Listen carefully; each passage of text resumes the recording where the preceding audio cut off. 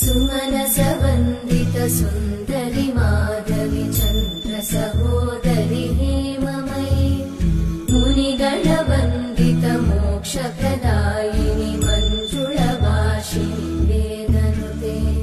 पङ्कजवासिनि देव सुपूजित सद्गुणवर्षिणि शान्तियुते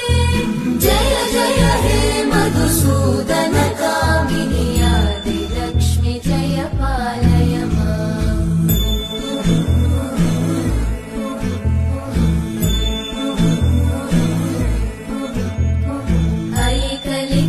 ऐकलिकल्मषनाशिनि कामिनि